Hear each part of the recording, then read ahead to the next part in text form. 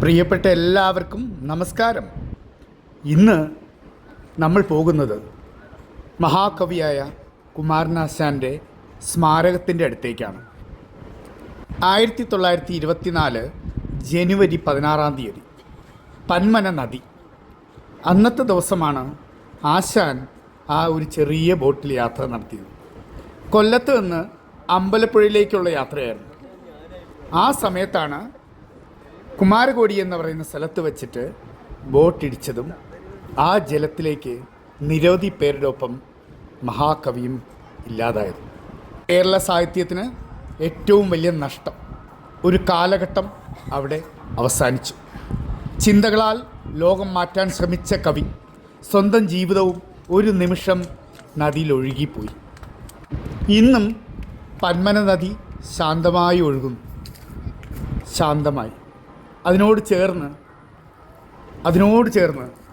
കുമാരനാശാൻ്റെ സ്മാരകവും.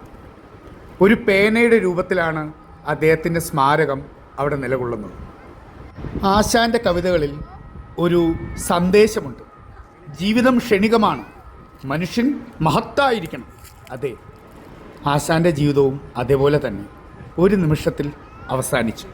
അദ്ദേഹത്തിൻ്റെ വീണപൂവിൽ പറയുന്നത് പോലെ, വീണപൂവേ, നിൻ്റെ ജീവിതം ക്ഷണികമാണെങ്കിലും അർത്ഥവത്തുള്ളതായിരുന്നു. ആ കണിക്കൊന്നകൾ പൂത്തൊലഞ്ഞു നോക്കുമ്പോൾ മനുഷ്യജീവിതവും അങ്ങനെ തന്നെയാണ്. നിലനിൽക്കുന്ന നല്ല പ്രവൃത്തികളും പ്രകൃതിയുമാണ്. ശാന്തമായ സ്ഥലമാണത്. ഒരു പേനയുടെ രൂപത്തിൽ അദ്ദേഹത്തിൻ്റെ സ്മാരകം അവിടെ പണിതിരിക്കുന്നു. വലിയൊരു പേനയുടെ, ആ പേനയുടെ രൂപത്തിലുള്ള സ്മാരകത്തിൻ്റെ ഉള്ളിൽ അദ്ദേഹത്തിൻ്റെ ഓരോ കവിതകളുടെയും ശില്പങ്ങൾ ഉള്ളിൽ കാണാം. അദ്ദേഹത്തിൻ്റെ ആ ഒരു സ്മാരകവും ഉള്ളിൽ കാണാം. ആശാൻ്റെ കവിതകൾ ഒരു വിപ്ലവം തന്നെയായിരുന്നു. മനുഷ്യൻ മാറണം, സമൂഹം മാറണം. മാറ്റുവിൻ ചട്ടങ്ങളെ, സ്വയമല്ലെങ്കിൽ മാറ്റുവിൻ നിങ്ങളെത്താൻ. ഇതേപോലെ എത്ര ശക്തവത്തായ വാക്കുകൾ. പതുക്കെ നമുക്ക് അദ്ദേഹത്തിൻ്റെ സ്മാരകത്തിൻ്റെ ഉള്ളിലേക്ക് കിടക്കാം. കേരളത്തിൻ്റെ ആത്മാവായിരുന്നു കുമാരനാശാൻ. അവിടെ ആ ഗ്ലാസ് തുറന്ന് ഉള്ളിലേക്ക് നമ്മൾ കടക്കുമ്പോൾ അദ്ദേഹത്തിൻ്റെ ഒരു ചില്ലിലുള്ളൊരു ചിത്രം ആ ചുമലിൽ കാണാം. അദ്ദേഹത്തിൻ്റെ സ്മാരകവും കാണാം.